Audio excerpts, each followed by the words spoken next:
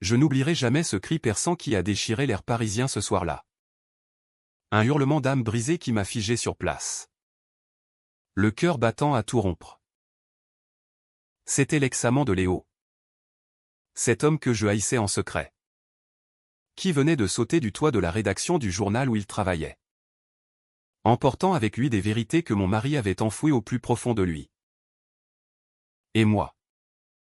Kevin. Je me tenais là. Impuissant.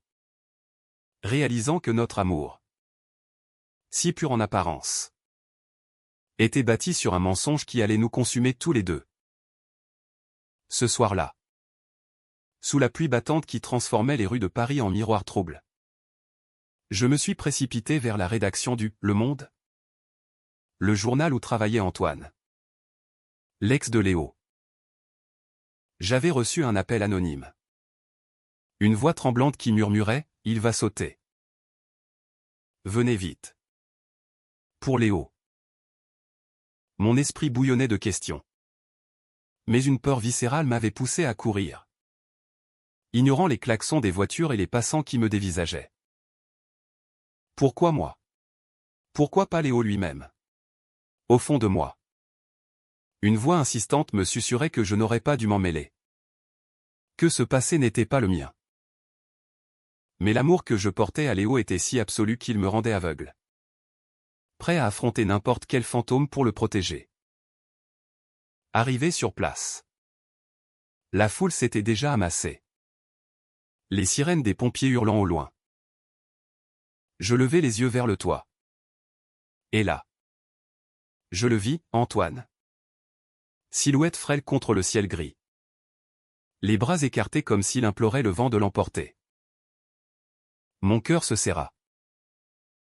Je connaissais son visage pour l'avoir vu sur de vieilles photos que Léo gardait cachées dans un tiroir. Ces images d'un temps où il s'aimait follement. Avant que je n'entre dans la vie de mon mari. Antoine criait quelque chose. Des mots emportés par le bruit. Mais je devinais sa douleur. Était-ce de la jalousie qui me rongeait? Non. C'était pire, une terreur profonde que ce sceau révèle des fissures dans notre mariage. Je me frayais un chemin à travers la foule. Mon manteau trempé collant à ma peau. Laissez-moi passer, hurlai-je. Mais personne ne m'écoutait. Dans ma tête, les souvenirs affluaient comme un torrent. Léo et moi nous étions rencontrés il y a 5 ans. Lors d'une exposition d'art à la Galerie Lafayette. Il était critique d'art. Avec ses yeux verts perçants et son sourire qui illuminait les salles sombres. J'étais un simple professeur de littérature à la Sorbonne. Timide et réservé. Notre premier baiser. Sous les lumières de la tour Eiffel. Avait été comme une promesse éternelle. Mais Antoine était toujours là. En ombre. Ce premier amour que Léo évoquait parfois avec une nostalgie qui me poignardait. Pourquoi Antoine sautait-il maintenant? Était-ce à cause de Léo? Mon esprit tourbillonnait. Je repensais à ces nuits où Léo rentrait tard.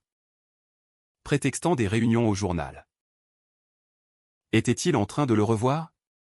La jalousie. Ce poison insidieux. S'insinuait en moi. Je me haïssais pour ces doutes. Mais ils étaient là. Rongeant mon âme. Kevin. Tu es paranoïaque. Me disais-je souvent. Pourtant. Ce soir. Tout semblait converger vers une vérité amère. Soudain. Antoine sauta. Un cri collectif s'éleva. Et je fermai les yeux. Incapable de regarder. Quand je les rouvris. Le chaos régnait. Les policiers bouclaient la zone. Et je me sentis vide. Comme si une partie de moi avait chuté avec lui. Mon téléphone vibra, c'était Léo. Où es-tu? Sa voix était paniquée. Je ne pus répondre. Les mots coinçaient dans ma gorge. Comment lui dire que son passé venait de s'écraser à mes pieds? Rentrer chez nous. Dans notre appartement haussmannien du Marais. Je trouvai Léo assis sur le canapé. Le visage pâle. « C'est Antoine. » murmura-t-il. Les yeux rougis. Je m'approchai. Le cœur lourd. Je sais. J'étais là. Il leva les yeux. Surpris.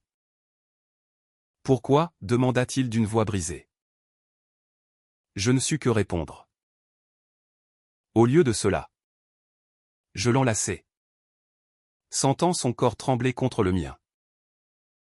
Mais intérieurement, une tempête rageait. Pourquoi ne m'avait-il pas tout dit? Quel secret gardait-il? Cette nuit-là, je ne dormis pas. Allongé à côté de lui, j'écoutais sa respiration irrégulière. Mon esprit vagabondait vers notre mariage.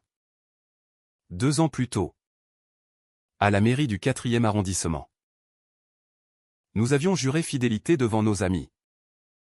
Sous les applaudissements. Mais maintenant, Antoine était mort. Et avec lui, une bombe avait explosé. Le lendemain, la presse en parla, suicide d'un journaliste prometteur. Léo lut l'article en silence. Des larmes coulant sur ses joues. Il m'avait appelé hier. Avoua-t-il enfin. Mon sang se glaça. Pourquoi ne m'as-tu rien dit? Il hésita. Et ce silence me transperça. Parce que c'était compliqué. Compliqué? Notre vie entière l'était devenue. Je sentis une rage monter en moi, mêlée à une tristesse infinie. Était-ce la fin? Non. Me dis-je. Je l'aime trop. Mais les doutes s'accumulaient. Comme des nuages noirs sur la Seine. Antoine avait laissé une lettre. Apprit-on plus tard. Adressée à Léo. Que contenait-elle? Je n'osais imaginer. Les jours suivants furent un tourbillon. Léo s'enferma dans son travail, évitant mes regards. Moi, je errais dans les rues de Paris, cherchant des réponses dans les cafés où nous avions ri autrefois. Une voix intérieure me torturait, et si Léo l'aimait encore? Je me rappelais leurs histoires, ils s'étaient aimés adolescents. Dans une petite ville de Provence. Avant que la société ne les sépare. Léo avait choisi la normalité. Ou du moins ce qu'il croyait être. Puis je étais arrivé. Et tout avait changé. Ou pas? Un soir, je confrontai Léo. Dis-moi la vérité. Il fondit en larmes. Antoine voulait qu'on se remette ensemble. Il menaçait de tout révéler. Révéler quoi? Mon monde s'effondrait. Était notre amour une façade? Je quittai l'appartement. Marchant sous la pluie. Le cœur en miettes.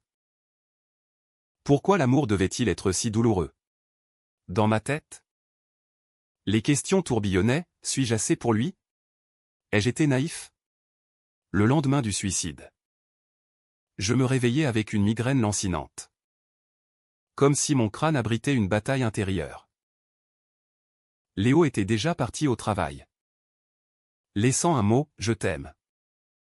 On en parle ce soir. Ces mots, autrefois réconfortants, me semblaient maintenant vides. Comme un écho distant. Je me levai. Errai dans l'appartement. Touchant les objets qui témoignaient de notre vie commune, la photo de notre mariage sur la cheminée. Les livres de Proust que nous lisions ensemble. Tout me rappelait lui. Et pourtant, une distance s'était creusée. Un abîme que je ne savais combler. Au fond de moi, une voix insistante murmurait, « Tu as toujours su qu'Antoine était là. » Tapi dans l'ombre. Oui. Je l'avais senti lors de nos disputes anodines. Quand Léo mentionnait son passé avec une mélancolie qui me blessait. Était-ce de la jalousie? Ou la peur viscérale de perdre l'homme qui avait donné un sens à ma vie? Je repensais à notre première rencontre. Ce regard échangé qui avait allumé une flamme inextinguible. Mais maintenant, cette flamme vacillait. Menacée par les vents du passé. Je décidai de sortir. De me perdre dans les rues du Marais. Paris. Avec ses façades élégantes et ses passants pressés. Me semblait indifférente à ma tourmente. Je m'arrêtai dans un café. Commandai un espresso. Et laissai mes pensées dériver. Antoine. Pourquoi avait-il sauté? La lettre qu'il avait laissée. Apprit-on par la police. Était un cri d'amour désespéré. Léo? Tu m'as abandonné pour une vie de mensonge. Y lisait-on. Un mensonge? Notre mariage en était-il un? Cette idée me rongeait. Comme un acide corrosif sur mon âme. Léo rentra tard. Les traits tirés. Kevin. Il faut qu'on parle. Sa voix tremblait. Et je sentis mon cœur se serrer. Nous nous assîmes face à face. Comme deux adversaires dans un duel émotionnel. Antoine et moi. On s'est revus il y a quelques mois. Les mots me frappèrent comme un coup de poignard. Revus? Dans quel sens? Mon esprit imaginait le pire. Des rencontres clandestines. Des baisers volés. Ce n'était pas ce que tu crois. S'empressa-t-il d'ajouter. Il était déprimé. Il avait besoin d'aide. Mais pourquoi ne m'en avait-il pas parlé? Parce que je savais que tu réagirais mal. Tu as toujours été jaloux de lui. Jaloux? Oui. Peut-être. Mais c'était plus que ça, c'était la peur que Léo regrette son choix. Qu'il me voie comme un substitut. Intérieurement, je bouillonnais. Et si c'était toi qui regrettais, lançai-je. La voix cassée. Il secoua la tête. Mais ses yeux fuyants me trahissaient. Une dispute éclata. Des mots durs fusèrent, trahison. Mensonge. Abandon. Je criai, tu l'aimais encore. Il pleura, non. C'est toi que j'aime. Cette nuit-là. Je dormis sur le canapé. Le cœur en lambeaux. Mes pensées tourbillonnaient, pourquoi l'amour LGBT devait-il être si compliqué en France? Pays de la liberté? Nous avions lutté pour nos droits. Pour le mariage. Mais les ombres intérieures persistaient. Je repensais à mon propre passé. À mes doutes adolescents. Quand j'avais caché mon orientation à ma famille conservatrice de Bretagne. Léo avait été mon salut. Mais maintenant. Il était mon tourment. Les jours suivants. La tension monta. Des amis communs appelaient. Posant des questions indiscrètes. C'est vrai pour Antoine? Je raccrochais. Furieux. Léo? Lui? S'enfermait dans le silence? Travaillant tard. Une voix en moi hurlait, pars. Avant que ça ne te détruise. Mais je ne pouvais pas. L'amour était une chaîne. Belle et cruelle. Puis vint la révélation, en fouillant dans les affaires de Léo Houi. J'avais honte. Mais la curiosité l'emportait, je trouvais des emails. Antoine et lui s'étaient écrits pendant des mois. Pas d'amour physique. Mais des confessions intimes, je t'aime toujours. Léo. Et la réponse de mon mari, moi aussi. Mais je ne peux pas. Moi aussi? Ces mots me transpercèrent. Était-ce de l'amour résiduel? Ou quelque chose de plus profond? Je le confrontai à nouveau. Tu m'as menti, hurlai-je. Il s'effondra, c'était du passé. Kevin.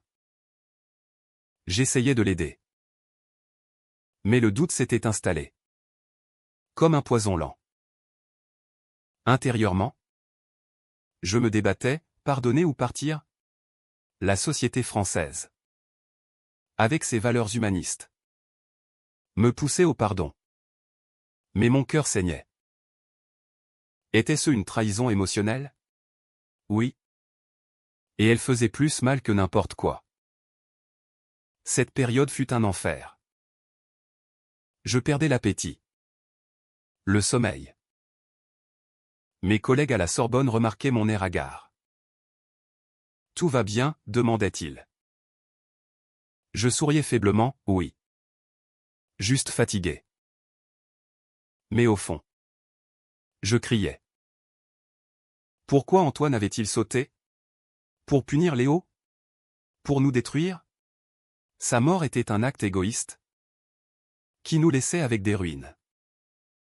Un soir, Léo me prit la main, allons voir un thérapeute. L'idée me terrifia. Admettre notre faiblesse? Mais peut-être était-ce la solution. Pourtant, une partie de moi résistait, voulant affronter seule cette tempête. Mes pensées s'emballaient, suis-je assez fort? Mérite-t-il mon pardon? Les semaines suivantes furent un maelstrom émotionnel, où chaque jour apportait son lot de révélations et de doutes. La mort d'Antoine avait ouvert une brèche. Et par elle s'engouffraient tous les secrets que Léo avait gardés. Je me surprenais à relire ses emails. Obsessionnellement, cherchant des preuves d'une infidélité plus profonde. Moi aussi. Ces deux mots hantaient mes nuits. Était-ce un aveu d'amour persistant? Ou simplement de la compassion? Mon esprit, torturé, penchait pour le pire, amplifiant chaque silence de Léo en accusation. Intérieurement, je me flagellais, Kevin. Tu es faible. Pourquoi ne pars-tu pas? Mais l'amour n'était pas rationnel, il était une force irrationnelle. Ancrée dans mes veines. Je repensais à nos moments heureux, promenades le long de la Seine. Dîner aux chandelles dans des bistrots cachés. Rire partagé sous les toits de Paris. Ces souvenirs me retenaient. Comme des chaînes dorées. Pourtant, la trahison émotionnelle me rongeait, creusant un vide abyssal. Nous commençâmes la thérapie. Dans un cabinet discret du 6e arrondissement. La thérapeute. Une femme d'une cinquantaine d'années aux yeux perçants. Nous écoutait sans juger.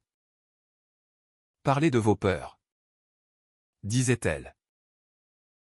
Léo avoua, j'avais peur de te perdre en te disant la vérité sur Antoine. Sa voix se brisa. Et pour la première fois, je vis sa vulnérabilité nue.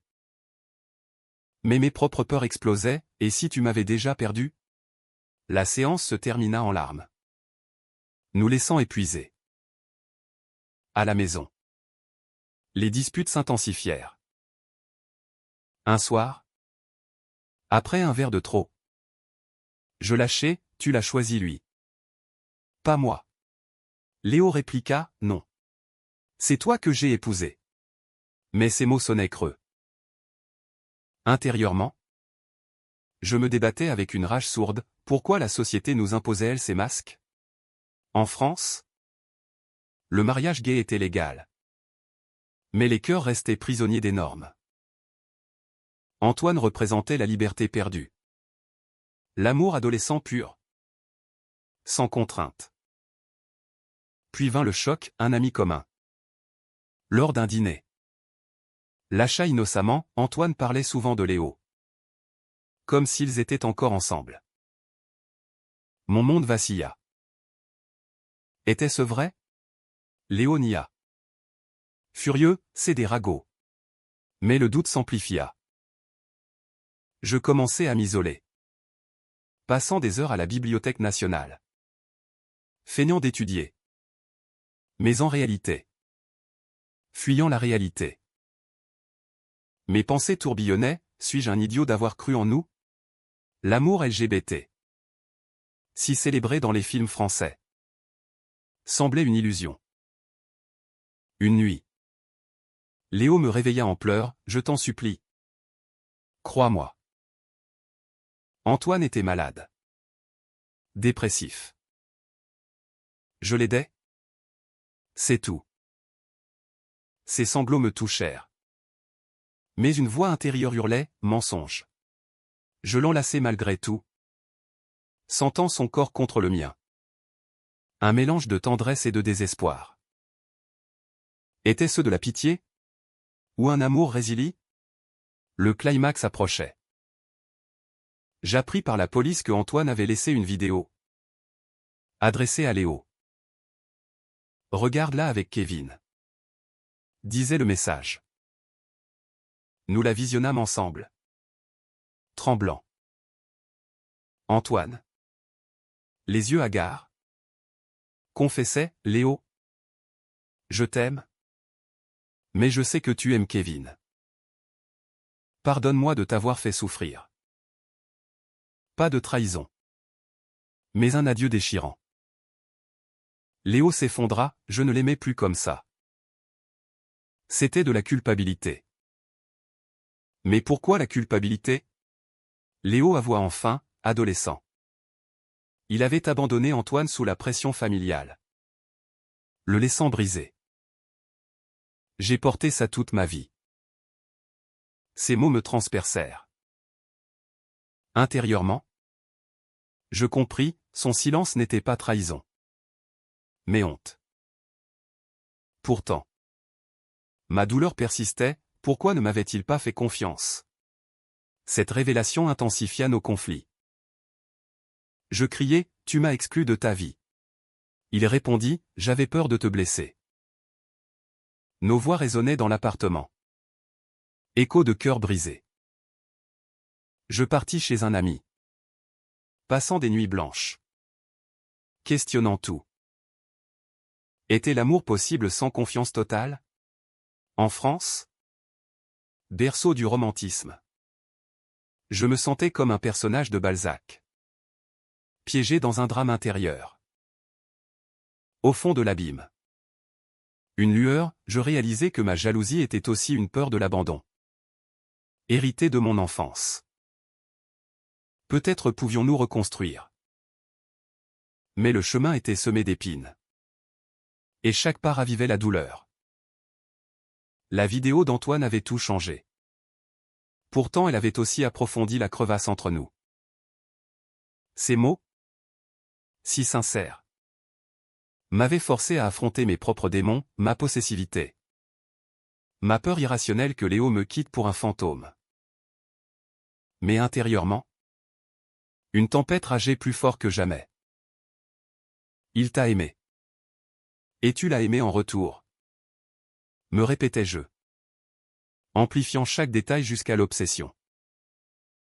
Léo, lui, semblait brisé. Passant des heures prostré. Murmurant des excuses que je n'entendais plus. Nos séances de thérapie devinrent des batailles épiques. Kevin. Exprime ta rage. Encourageait la thérapeute. Et je la déversais, tu m'as fait douter de tout. De notre amour. De moi-même. Léo pleurait, je suis désolé. Je voulais te protéger. Protéger? C'était une cage dorée. Au fond de moi. Je hurlais, pourquoi l'amour devait-il être une guerre constante? Dans cette France moderne. Où les couples gays défilaient fièrement à la Pride. Je me sentais isolé. Prisonnier de mes tourments. Un soir, la crise culmina. Léo reçut un appel de la famille d'Antoine. L'invitant à l'enterrement en Provence. Viens avec moi. Me supplia-t-il. J'hésitais. Le cœur déchiré. Partir signifiait affronter le passé, rester. C'était l'abandonner. Finalement, j'acceptais. Mais intérieurement, une voix me torturait, et si tu découvrais plus de secrets? Le voyage en train fut un silence oppressant. Paris s'éloignait. Et avec elle, notre routine. En Provence, l'air embaumait la lavande. Mais mon âme était en feu. À l'enterrement, je vis la famille d'Antoine. Leurs regards accusateurs vers Léo. Une sœur s'approcha, c'est ta faute. Tu l'as brisé. Léo blêmit. Et je le défendis, non. C'était plus compliqué. Mais au fond, je me demandais, était-ce vrai? Après la cérémonie, nous marchâmes dans les vignes. Léo s'ouvrit enfin, Antoine et moi. C'était intense. Mais toxique. Je t'ai choisi toi parce que tu es mon équilibre. Ces mots me touchèrent. Mais la douleur persistait. Pourquoi ne me l'as-tu pas dit plus tôt? Il soupira, peur de te perdre. Cette peur réciproque nous liait et nous détruisait. De retour à Paris. Une nouvelle bombe, un collègue d'Antoine m'envoya un message anonyme. Léo et Antoine se voyaient régulièrement. Preuve jointe.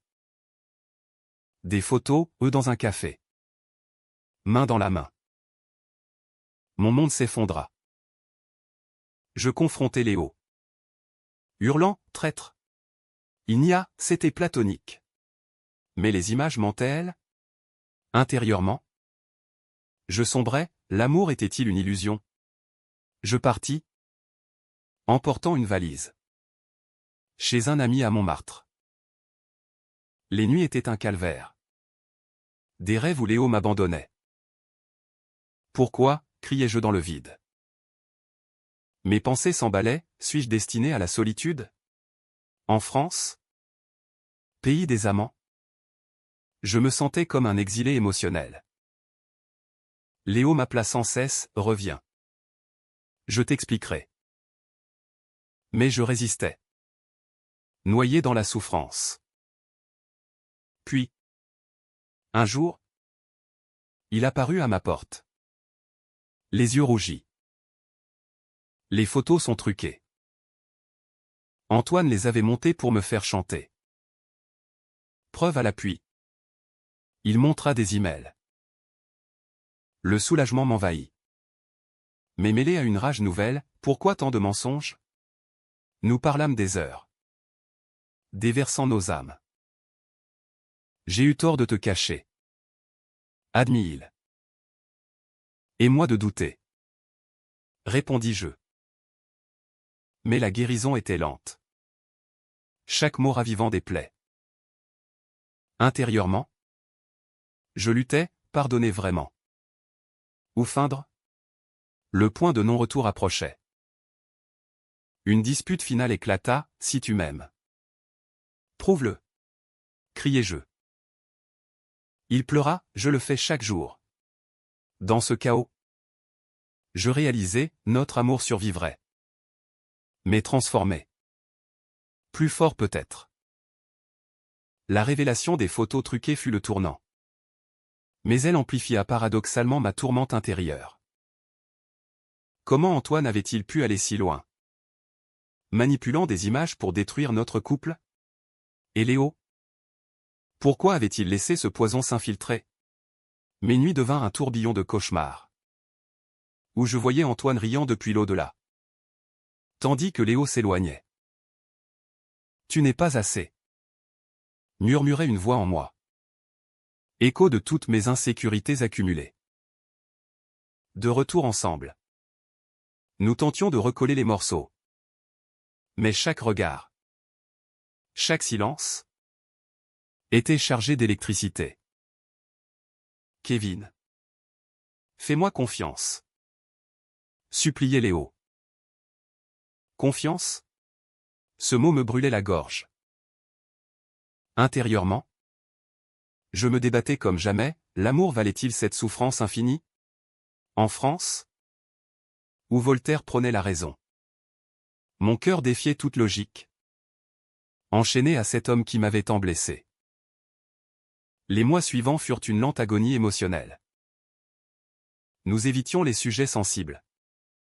Mais ils ressurgissaient inévitablement. Un soir, lors d'un dîner avec des amis, quelqu'un mentionna Antoine. Léo pâlit. Et je sentis une rage monter, parle. À la maison.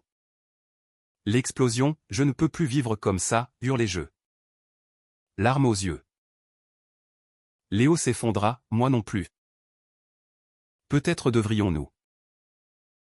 Il ne finit pas. Mais le mot, séparé, planait. Dévastateur. Cette nuit-là. Seul dans la chambre d'amis. Je touchais le fond. Mes pensées hurlaient, pourquoi l'amour LGBT était-il si éprouvant? Société. Famille. Passé. Tout conspirait contre nous. Je repensais à Antoine. Victime et bourreau. Son saut un cri ultime de désespoir. Était-ce notre faute? Non. Mais nous portions les cicatrices. Le lendemain. Je pris une décision, partir pour réfléchir. En Bretagne. Chez ma famille. Léo pleura, ne m'abandonne pas.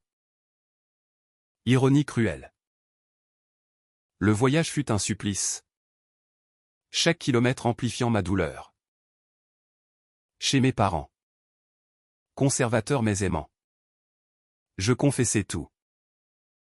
Leur soutien inattendu, l'amour et l'amour, me toucha, mais n'apaisa pas le chaos intérieur.